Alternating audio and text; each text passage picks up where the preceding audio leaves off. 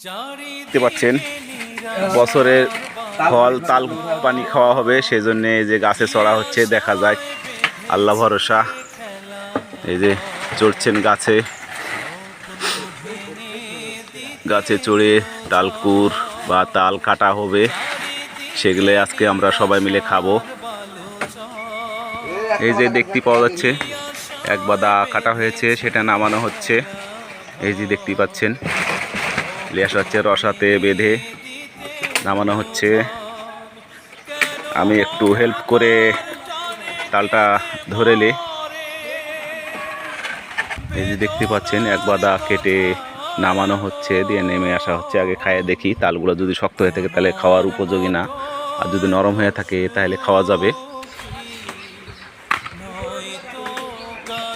এই যে গাইস দেখতে পাচ্ছেন তালগুলো বাদা থেকে ছোটানো হচ্ছে।